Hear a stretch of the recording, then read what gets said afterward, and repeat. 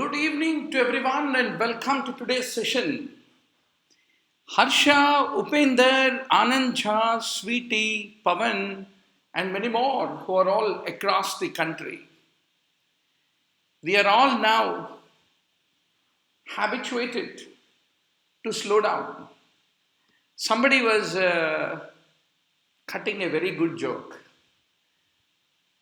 There is a decrease of 40% mortality in Hyderabad, overall mortality.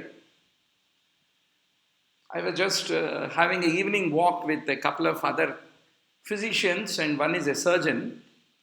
So that guy was saying, 40% mortality has come down. Then who is creating mortality? Maybe if you open the hospitals, once more the mortality will shoot up. So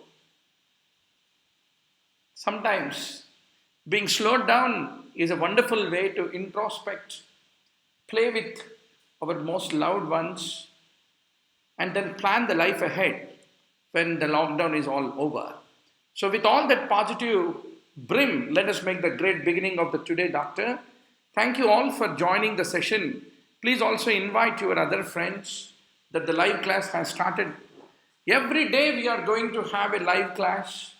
I take 1 to 2 hours of the time and discuss 30 to 50 questions every day. And in the next 4 months, every day I am going to inspire you to finish about 7 to 8,000 questions in medicine, surgery, gynops, orthopedics, pediatrics, anatomy, physiology, biochemistry, etc., etc. So, doctor, which drug may be used to counteract the adverse effects of the overdose of theophylline? So, you should know how theophylline basically functions. So, an overdose of theophylline will cause a decrease in the hydrolysis of the cyclic AMP. So, cyclic AMP become excessively elevated. Obviously, a drug which antagonizes the cyclic AMP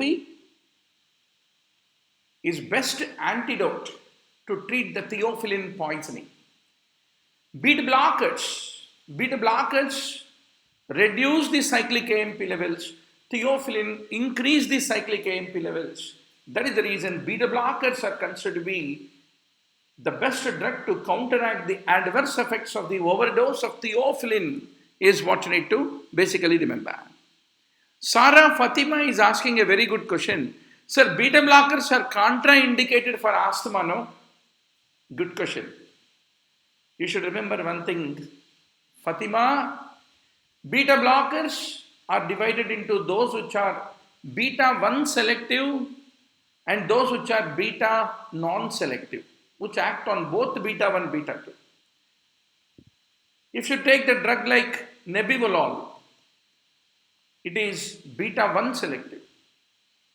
Atenolol, beta 1 selective. Whereas carvedilol, no, it is beta non-selective. Beta non-selective. So we have to choose a beta 1 selective beta blocker. If at all the patient, obviously theophylline means the patient has underlying bronchial asthma is absolutely the true point. Now, an alcoholic had X-ray of the chest and it shows a mass lesion. The bronchial lavage was done and the biopsy was done, and you are seeing the presence of this typical filamentous form of a fungi. So, what is that and what is the treatment? So, this is a Aspergillus, and that is the reason, Actinomycosis, and Aspergillus, and that is the reason we need to give penicillin G. It's actually not Aspergillus, it is Actinomycosis. So that is the reason we need to give penicillin, which is considered to be effective. Now, a 62-year-old man complaints of shortness of breath on exertion. Here he has an increased AP diameter, 85 pack-year history of smoking. His liver function tests are normal, very important. He is tachycardic. He has hyperresonant lungs, decreased breath sounds, which is typical of emphysema. Now, why these liver function tests are normal is a very important clue that you need to remember, doctor. If it were be due to alpha-1 antitrypsin deficiency, then liver function tests will be abnormal with emphysema. But here liver function tests are normal. So that is not due to alpha-1 antitrypsin deficiency. It is because of only smoking. So typically it is a centri-acinar emphysema is what you need to remember.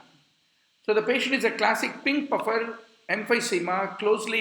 Smoking is the one which is closely linked to centri-acinar emphysema. And there is no jaundice, no liver problems. That makes alpha-1 antitrypsin deficiency unlikely. So 2 points you have to remember for the tomorrow's exam. Smoking associated emphysema versus alpha-1 antitrypsin deficiency associated emphysema. What is the difference? Alpha-1 antitrypsin deficiency associated emphysema is pan-acinar. Whereas smoking associated emphysema is centri-acinar. Typically, it is centri-acinar. That is the difference you have to appreciate about this very important clinical vignette-based question that is going to come in the tomorrow's exam. If the patient is sitting upright during the procedure, let us say a dental procedure is done, dentists are known to lead to aspiration a good number of times. So next time when you are sitting on dental chair, be very sure and tell your dentist guy that, hey, don't aspirate me. So what are the most common site of aspiration pneumonia? If the person is upright at the time of aspiration. Anatomically, it is the right lower lobe, which is the most common location, is what you have to basically remember. So the right lower and the middle lobes are the most common location. So why right is more common than left? Right lung is more commonly the place for aspiration pneumonia than the left, because the right main bronchus is more vertical. So if you take the left versus right, right is in more direct continuity with trachea. It's more wider than the left. So the aspirated particle straight goes into the right side is what you have to emphatically remember. There are decreased breath sounds at the left lower lobe, dullness on percussion, decreased tactile fremitus, but there is no tracheal deviation. What is the most likely possibility? Doctor, clinical medicine is any given day, the more number of patients you clinically examine, even without looking at X-ray, without looking at radiographs, start betting. Maybe this can be this, this can be that. You need to have a little bit of betting and then take a radiograph and then see, hey, I was thinking left lower lobe. It should be left lower lobe. So that is very important. As you keep practicing, you get habituated. So decreased tactile fremitus, dullness on percussion, decreased breath sounds, they're all suggestive of pleural effusion. So small to moderate pleural effusions, they do not lead to any tracheal deviation, but they lead to, very good, Pradeep Reddy is asking a very good legal point here. Sir, pleural effusions do tracheal deviation? No. You would say small to moderate? No. Decreased breath sounds? Dullness to percussion, decreased tactile parameters. Classical of pleural effusion is what you should remember. 57-year-old women presents with dyspnea, fatigue that has worsened over the past 2 months. So what do you see here, doctor? This is called lupus pernio. What is this called? Lupus pernio. In few people it comes on the lower limbs, on the shin of the tibia, on the shin, and in few people it is on the face. Basically it is a skin lesion. Bilateral hilar lymphadenopathy is there. And patient also has got dyspnea, fatigue. They're all, what is the diagnosis? Sarcoidosis is the very high yield topic. So if you take USMLE step 1, USMLE step 2, hardly there will be about not more than 500 to 600 very high yield topics. On each topic, you should have a hold on 10 to 12 common questions asked by the examiner.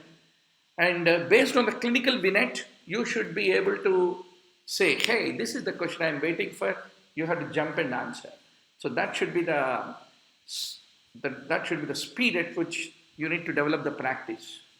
So doctor, we are going to discuss around 3,000 to 4,000 USMLE step 1 style questions. Anatomy, physiology, biochem, micro, pharma, patho, and behavioral science, biostatistics, epidemiology. And in the step 2, medicine, surgery, gynecology, obstetrics, pediatrics, orthopedics, and dermatology and family medicine, emergency medicine, and psychiatry, we are going to discuss another 4,000 questions. Every day 30-40 questions whenever we have energy, whenever I get more time. Now I have more free time, but otherwise morning, because of the patients, because of sudden emergencies, the time is a challenge sometimes, but definitely I make a promise that 30 to 50 questions every day I will take opportunity to discuss, and it's a free session. Tell your friends, Dr. Murli Bharadwaj is a unemployed MD General Medicine. Without spending time with wonderful students like you, the day does not pass for me, doctor, let me tell you. And every day you should pick up 3 to 4 topics. You need to go back to the online MBBS.com video library. You have full list of topics available. Detailed discussions on each of the high yield topics are available. PowerPoint notes is available. Mock tests are available. Everything on the online MBBS.com. So for a throwaway, affordable price, you can be able to take a subscription. So please take every opportunity to subscribe to the online MBBS.com video library. So sarcoidosis, how do you identify? Typically, sarcoidosis is associated with elevated angiotensin converting enzyme levels, ACE levels. Why angiotensin converting enzyme elevates, doctor? Because fundamentally it is a non-caseating granuloma in case of sarcoidosis. Obviously, in that non-caseating granuloma, the immune cells, macrophages, etc., they produce this ACE enzyme. So the phagocytic cells, they produce ACE enzyme. That is the reason angiotensin converting enzyme levels get elevated in case of sarcoidosis is what you need to remember.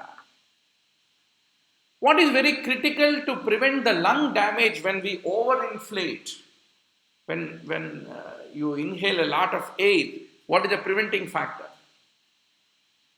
So typically, there is a decreased discharge frequency of the slowly adapting pulmonary stretch receptors in the lungs whenever there is a maximal expansion of the parenchyma.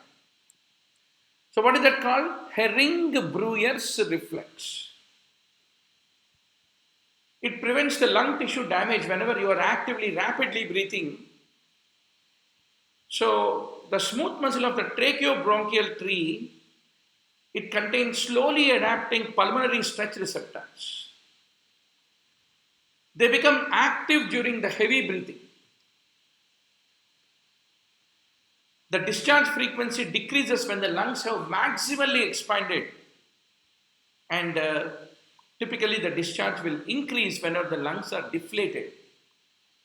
So that is the story of Hering-Breuer's reflex, which is naturally available. The mind will be told, hey, this man, lungs are overinflated, time that the respiratory rate should come down. Similarly, hey, this man required more amount of ventilation. So there is a constant synchrony between our mind and our respiratory center and the peripherally located sensory receptors, which is called Hering-Breuer's reflex, is what you need to basically remember. A 16-year-old girl is brought to the school by the school teacher. The kid is, skin is pale, lacks turgor, dehydrated, sweat. A sweet scent is coming from the breath. What is that called? Ketone body smell. The blood glucose is very high, the sodium is high because dehydrated. Bicarb is very low because diabetic ketoacidosis lead to high anion gap metabolic acidosis. So, what is the most important associated finding in this situation? So, obviously, when you have a lot of acidosis, you are overventilating. When you are overventilating, respiratory rate is high because of the acidosis. You'll be breathing out the carbon dioxide. So, the partial pressure of the carbon dioxide in your blood will come down. So that is the reason. What is the other name given to the carbon dioxide, doctor? It is called inhalable acid. Inhalable acid is what you need to remember. So how do you calculate anion gap? The other day somebody was asking the question, sir, can you please explain how do we calculate anion gap? Sodium minus bicarb plus chloride will give you anion gap, and high anion gap means if the normal value is 8 to 10, anything more than 10 milliequivalents, the anion gap value is called high anion gap, is what you need to remember. That's right, it's called Kusumal respiration. Kusumal respiration is what you need to remember. So keep punching some points that come to your mind, doctor. Let me tell you once more. The whole purpose of any coaching program, any mentor, any teacher, it's not that I give you a mobile app and throw some videos on your head, or I give you some video library and ask you to consume. Very difficult. You need a teacher or a classmate or a study mate or a batchmate who should be with you to study along with you for at least 1 to 2 hours, inspire you.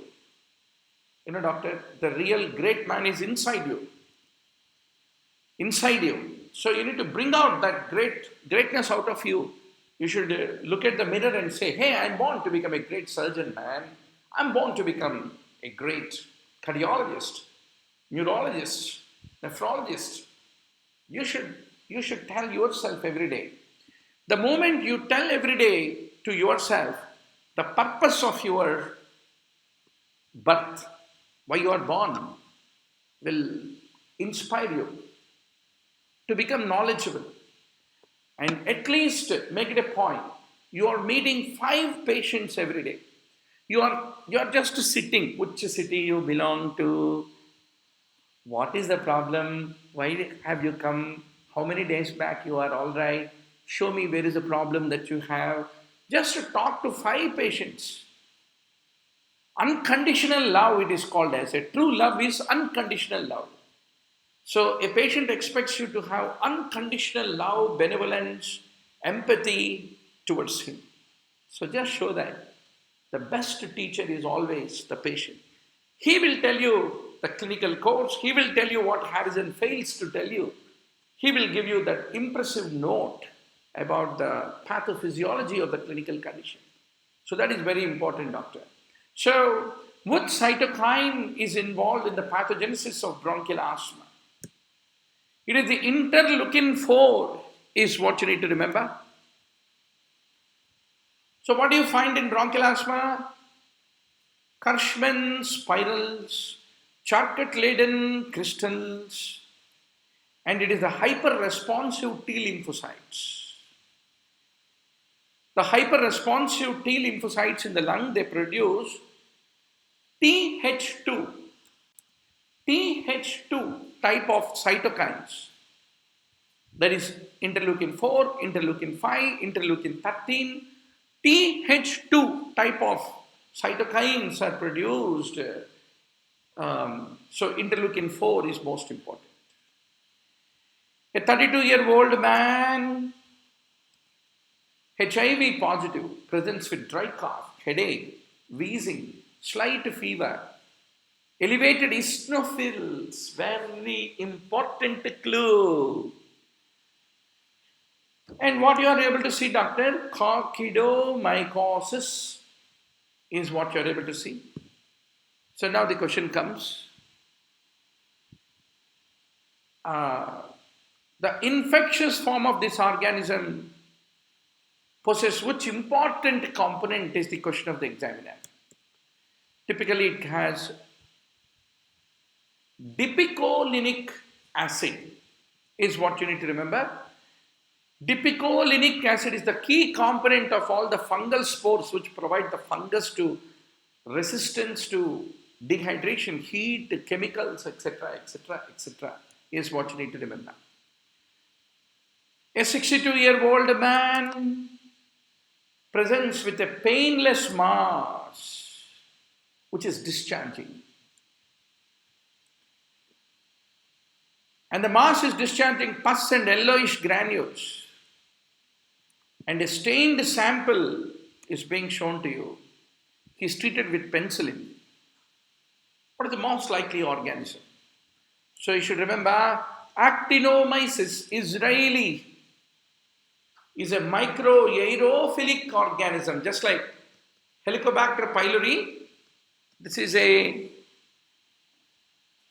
microaerophilic organism that lead to orofacial abscesses with sulfur granules that drain through the sinus tracts is what you should remember. A previously healthy, tall, lanky, thin 29-year-old man, sudden pleuritic chest pain, shortness of breath. And what do you see in the lungs, doctor? Here you can see the bronchovascular markings on this side.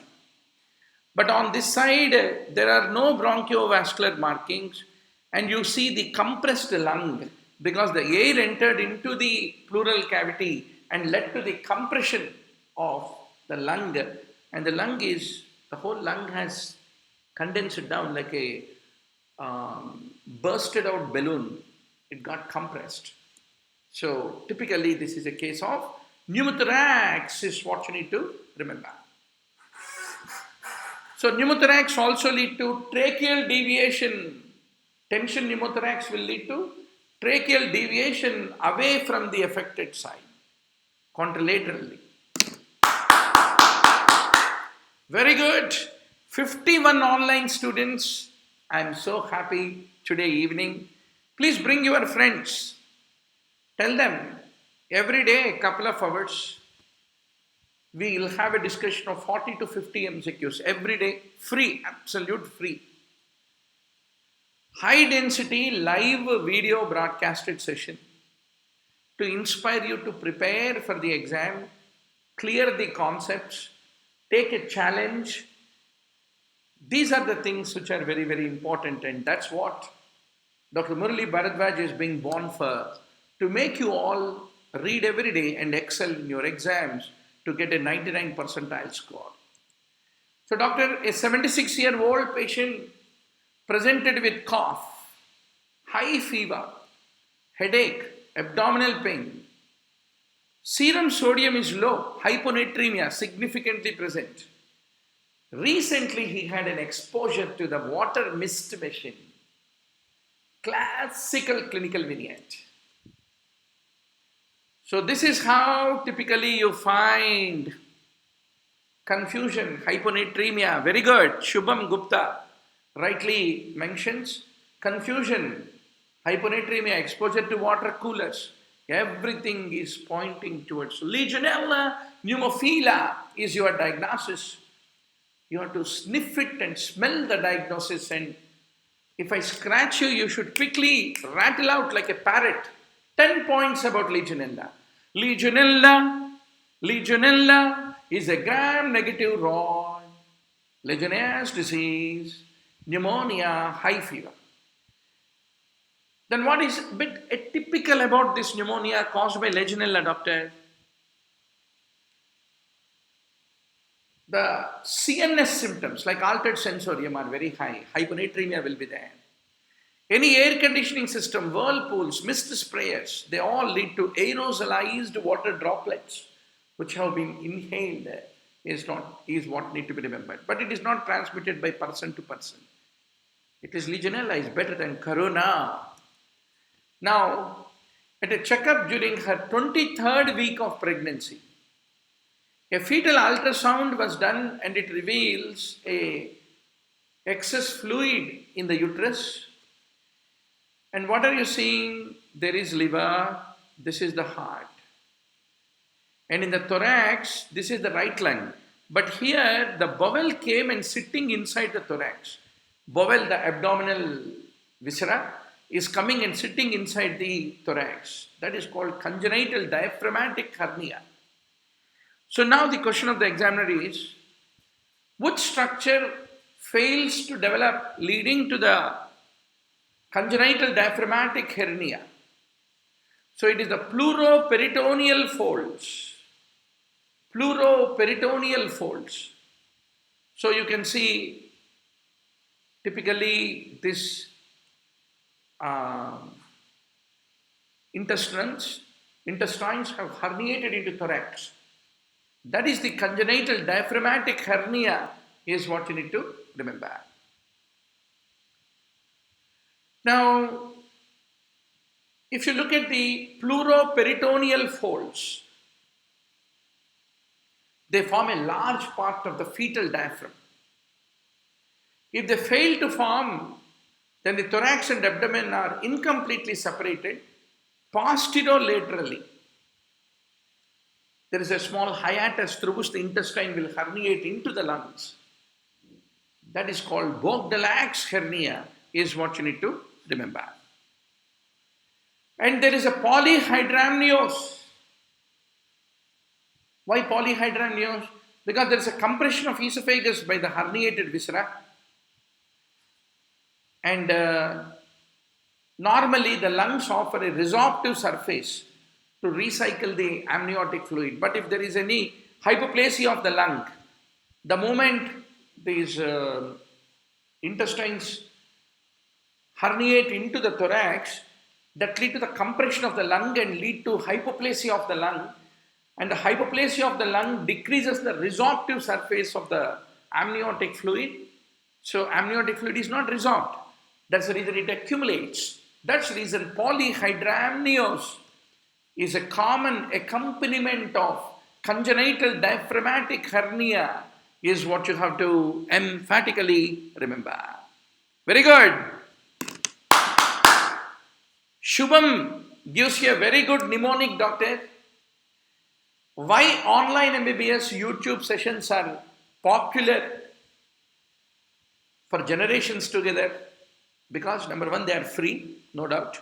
We guys don't have any other work. Second, we have Shubham Gupta, Pradeep Reddy like classmates who contribute good mnemonics. That's the reason. Please come every day, join the session, enjoy a free-spirited learning. That's most important. Remember BPL, below poverty line. Shubham Gupta's mnemonic. B is Bogdalic hernia. PL is, it is posterolateral is what you need to remember. Posterolateral. A 46-year-old veterinary surgeon is brought to emergency. He is hit by a bull superior to his right nipple. And he has a low blood pressure, high heart rate, high respiratory rate, low oxygen saturation. And the wound is small, but it is bubbling. One case of Pneumomediastinum. If you see no doctor, you will never forget. I still remember when I was an intern, that was way back in 1995, almost a quarter century before, 25 years before, when I was doing internship. I still remember that early morning when I was on the night duty in Warangal, in Kakatiya Medical College. Early morning, a villager was brought. He was hit by a bull, full pneumomediastinum. I remember our casualty medical officer guy was telling, hey, take up a surgical knife and then start tearing the, the pleura to give the ventilation. So I still remember pressing, after giving an incision and then pressing, and then bringing out the bubbles of the air in a case of pneumomediastinum. Honestly, that was the only case I have seen in pneumomediastinum, but it's a lifetime experience, right? I might have taught about 100,000 times, hundreds or 1,000 times to the students about pneumomediastinum. So that is the reason, doctor, every day is an opportunity to see the clinical cases.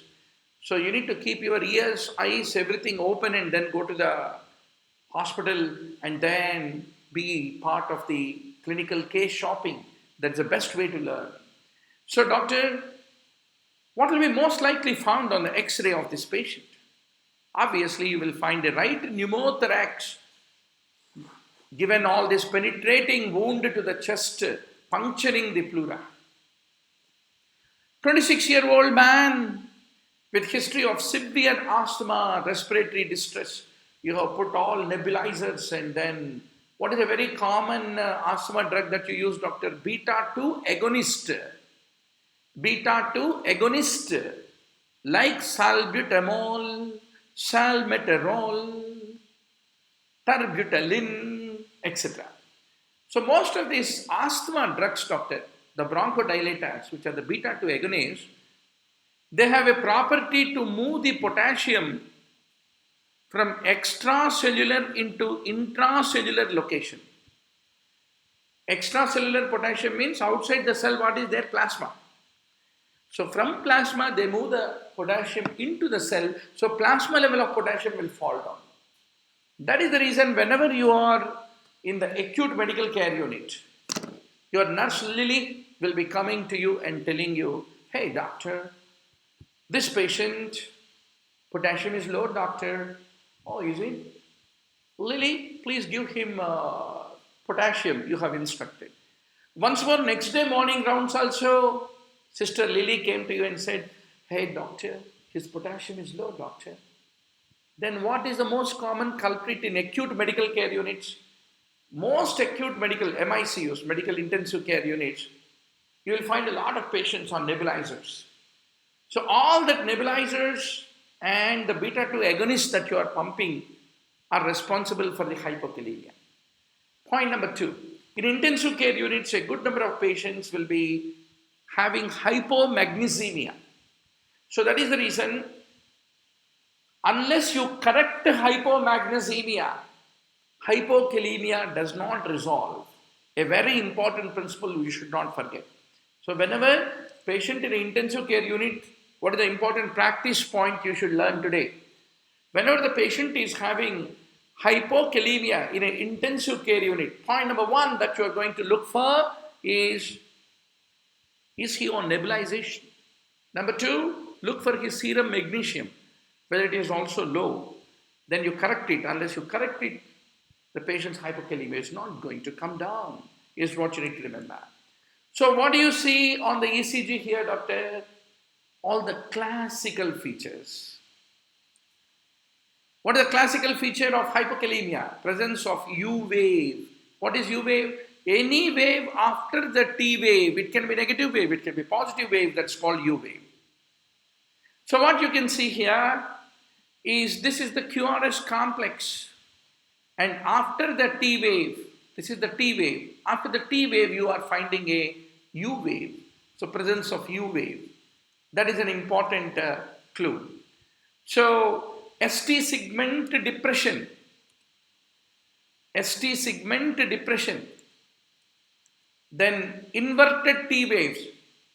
Inverted T wave. You can see the inverted T wave. Can you appreciate, doctor? And here you can see ST segment depression. Okay? Clear? Good. ST segment depression, T wave inversion, and large U wave after the T wave. They are the classical features of hypokalemia. Even hypokalemia lead to prolonged PR interval. The common culprit is albuterol, salbutamol, terbutaline. All the beta-2 agonistic drugs is what you need to basically remember. Now, very good. Gauranga Pramanik is adding a very good point. Also, insulin, excellent. Insulin also will move the potassium intracellularly from the plasma into the cell and contribute to the hypokalemia. Very good point. Good. So that's the spirit, doctor. Each of you are experts. Let me tell you, the best teachers are always our own classmates, the peers who are with us.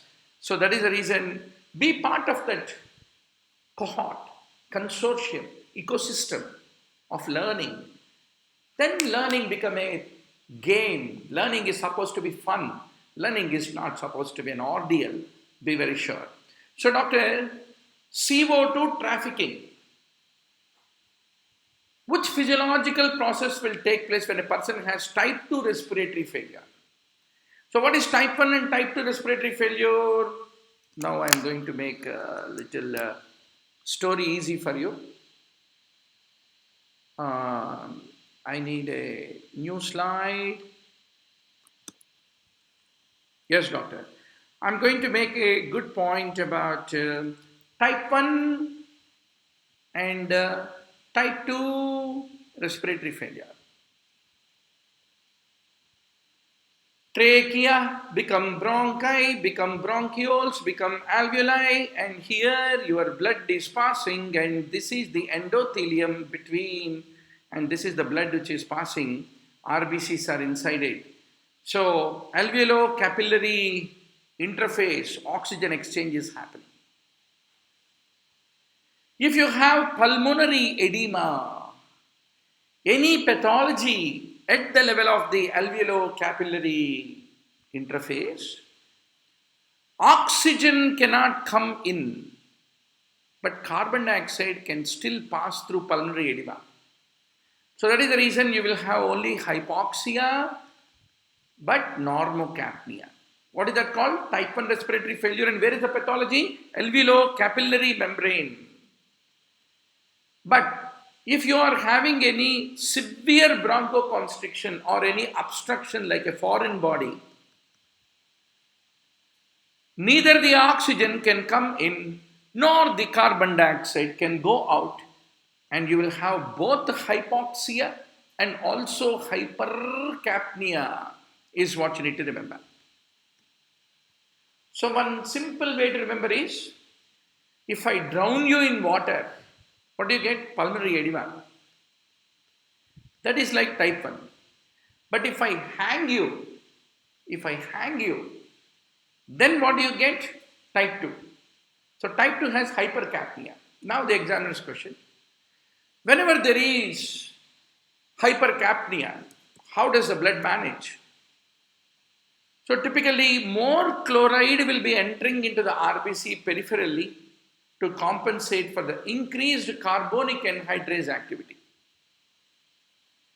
So fundamentally, how is more carbon dioxide, if it is there inside the RBC, all that carbon dioxide will combine with water to form carbonic acid, which will divide and form bicarbonate, and the bicarbonate will leave the RBC and the chloride enter into the RBC when you take the venous blood. So that is basically called chloride shift. So that is how the carbon dioxide is handled in the venous blood is what you need to remember. On a routine checkup, a 67-year-old man is found to have drooping of his left eyelid. And he also says he has anhydrosis, sweating is not happening. And compared to this pupil, if you look at this pupil, what do you have? Meiosis. Meiosis, anhydrosis, and ophthalmos. What does it remind you, doctor? It reminds you of Horner's. Typically, Horner's syndrome occurs if there is any apical lung tumor leading to what is called Pancoast tumor, typically a squamous cell carcinoma, that is compressing on the cervical sympathetic chain, leading to the development of the Horner's syndrome, is what you need to basically remember. Excellent, doctor. We are almost touching 60 students today evening. I want to touch 100 plus every day evening. Please bring your friends also. You are my best brand ambassadors. Please drop a line, www.onlinembbs.com. Please visit, look at the video library. More than the video library, there is every day a live interactive session that inspires you to consume the video library. That is the unique proposition that we offer compared to anybody else in this world. There are question banks, there are video apps, etc., etc. But live online interactive, studying together every day, that is what I strongly believe is the best way that any teacher can inspire a student to prepare. Atypical pneumonia. How do you identify the organism? Atypical pneumonia commonly is because of the mycoplasma. Cold agglutinin testing. Mycoplasma is the most common cause of the interstitial atypical pneumonia is what you need to remember. A 64-year-old man, productive cough for few months. Over the past 3 years, each episode was lasting almost 5 months. Here is cyanotic, wheezing, crackles in the lungs, and lung biopsy is showing hyperplasia. Reed's index is increased. So it is a classical case of chronic bronchitis. Chronic bronchitis can be because of smoking, and even air pollution also lead to the chronic bronchitis is what you have to basically remember. So what is lung biopsy showing you, doc? It is showing you in the bronchioles hypertrophy of the mucus secreting glands is what you have to basically remember. Now, perfusion-limited exchange. What is the meaning of it? The gas equilibrating very early along the length of a pulmonary capillary is called perfusion-limited exchange. So, this is the, let us say, capillary, and the blood is passing through this. And here you have the alveolus, and the alveolus, your oxygen is sitting.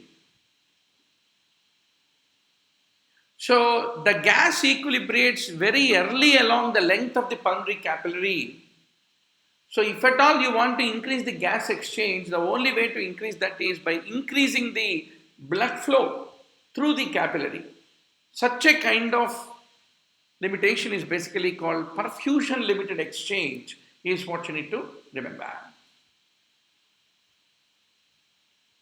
In the adult, a shift in the oxygen hemoglobin dissociation curve, when will it resemble a neonate?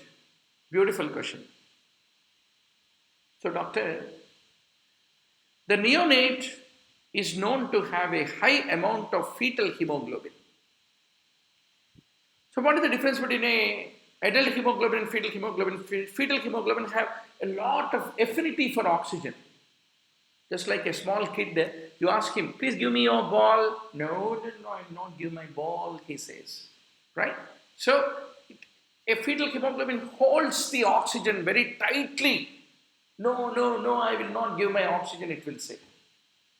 So, that leads to any increased affinity for oxygen decreases the delivery of the oxygen, and that typically will shift the oxygen dissociation curve towards the left.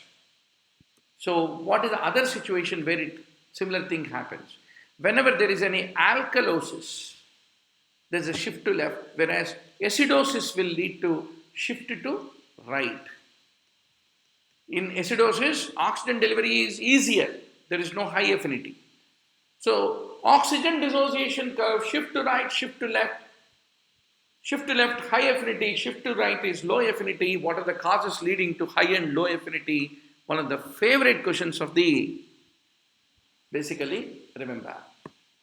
001 is asking, sir, what is the secret of your positivity? Oh my God. You mean COVID positivity or HIV positivity?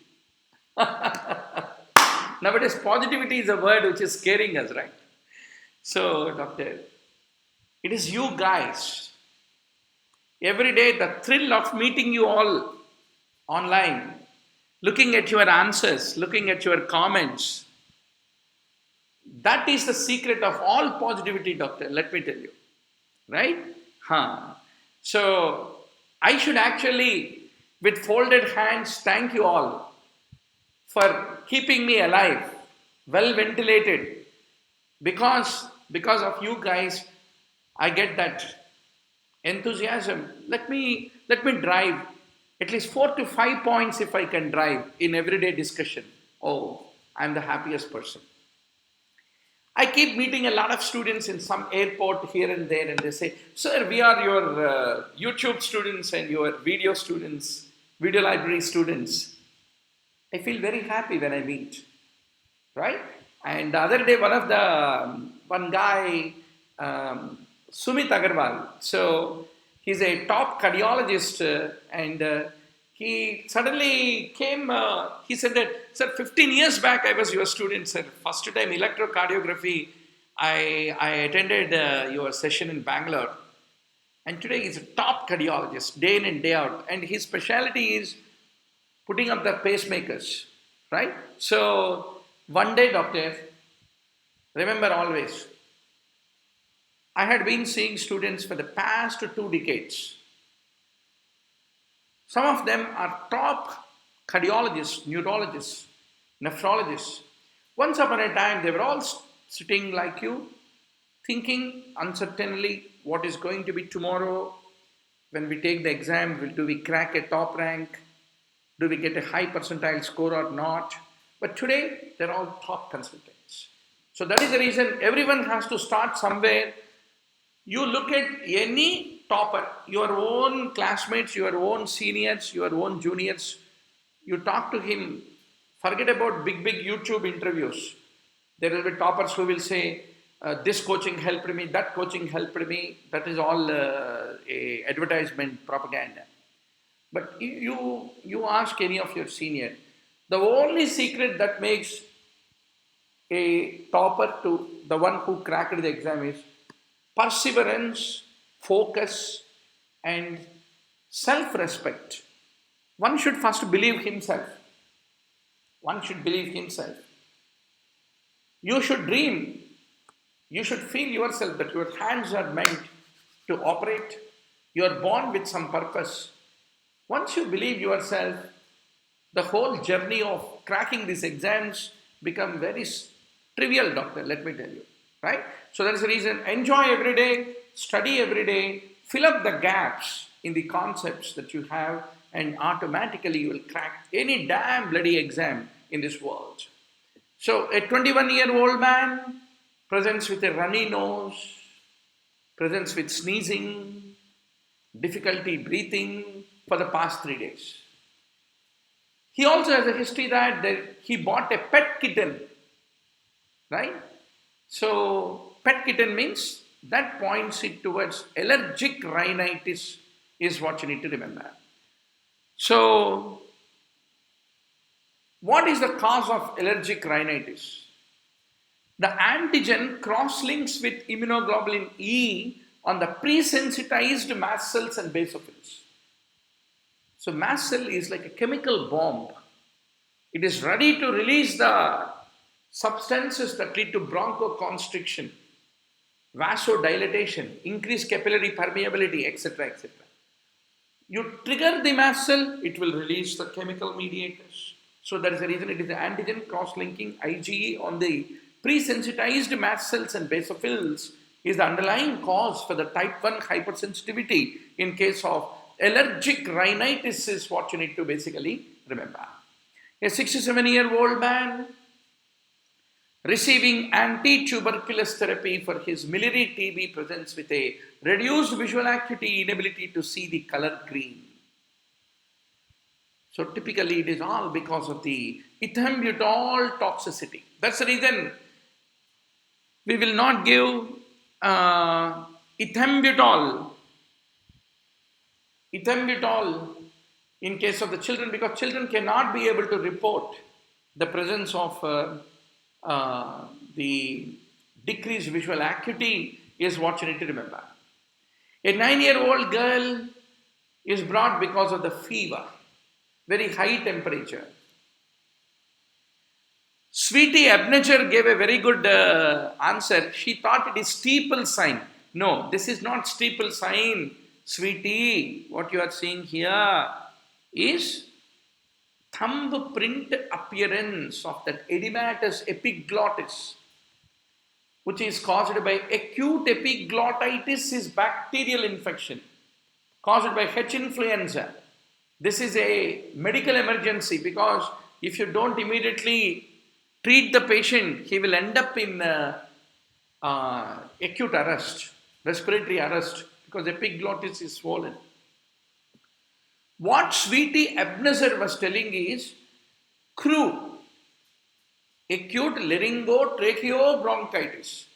There, if you happen to see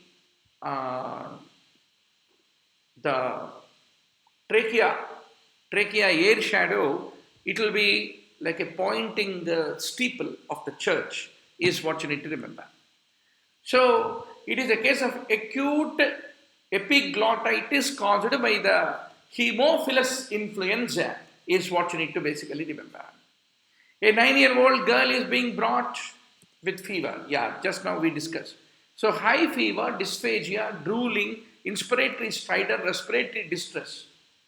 These are the classical features of epiglottitis, is what you need to remember. A 15-year-old girl,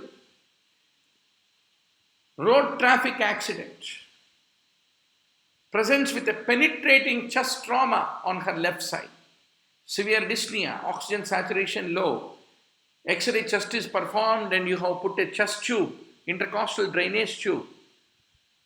So how will intercostal drainage tube help in a case of pneumothorax is the important question of the examiner. So basically, in case of the pneumothorax, what's happening? There is a lung, there is a pleura.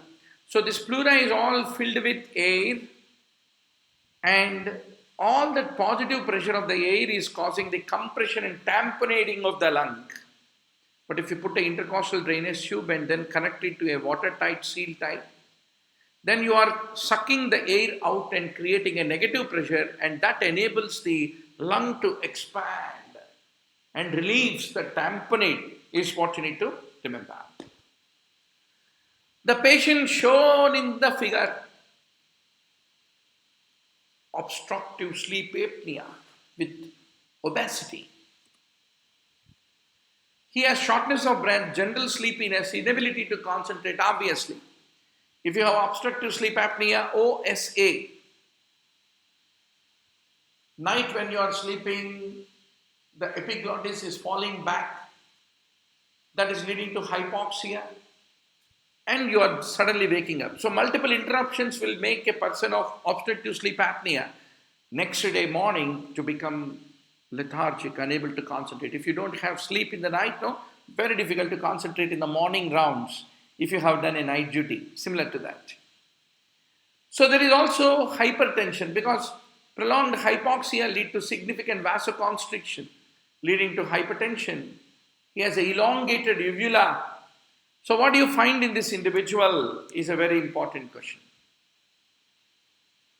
So obviously, whenever there is obstruction that is leading to increased amount of carbon dioxide, respiratory acidosis, there should be some way by which the body should compensate this acidosis. So there is a increased bicarbonate reabsorption, which is the way by which kidney compensates, metabolic compensation occur for the respiratory acidosis is what you need to basically remember. A 24-year-old college student presents with complaints of malaise, headache, fever up to 102 degree Fahrenheit, chills, non-productive cough for the past week. The doctor has prescribed ceftriaxone, but it is not showing any improvement. You are able to see bilateral interstitial pneumonia, which is typical of atypical pneumonia. So which antibiotic is good for atypical pneumonia? Azithromycin. So macrolide antibiotic like azithromycin is effective on mycoplasma because mycoplasma is not having cell wall. So that is the reason any organism not having cell wall is not sensitive to penicillins or cephalosporins like cell wall synthesis inhibitors is what you need to remember. That's the reason macrolide antibiotic like azithromycin has to be administered. A 69-year-old man is confused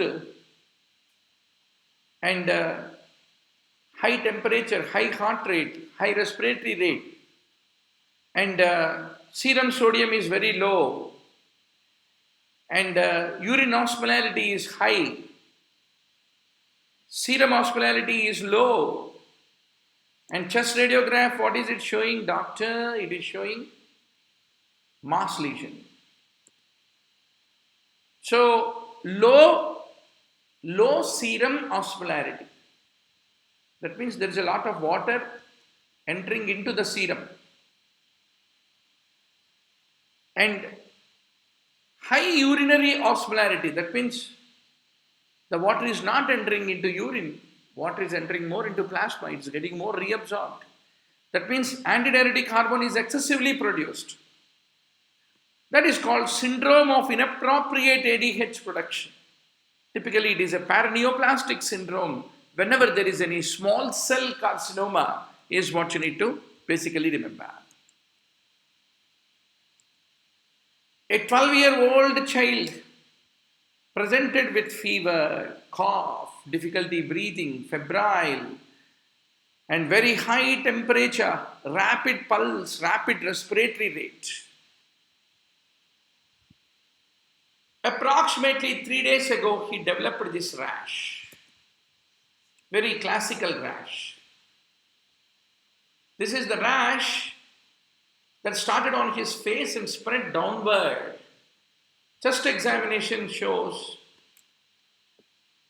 clear breath sounds but poor inspiratory effort. CT chest is showing a pavementing-like appearance. Pavementing like interstitial pneumonitis.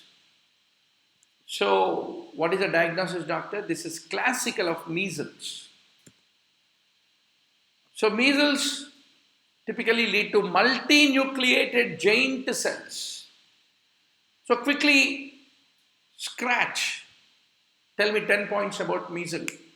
Measles paramyxoviridae, negative sense single-stranded RNA virus.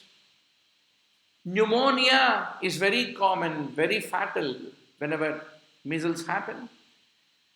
And Koplik spots, reddish-brown blotchy rash, they're all the classical buzzwords you need to remember about the measles is what you need to remember. The infant of a maternal gestational diabetes is at increased risk of which complication? Typically, hyaline membrane disease is very common. It is the most common cause of the death in premature infants. Prematurity, gestational diabetes, cesarean section delivery, they are all the predisposing factors is what you have to remember. So, doctor, Shanti, Shanti, Shanti. Be happy, don't worry, read every day and become 99 percentile scorer in the tomorrow's USMLE NEET PG, FMGE, or any exam, only aim high, because there is no failure than a low ambition. Good night, and once more, tomorrow we will all catch up with another 40 to 50 questions tomorrow evening. Thank you.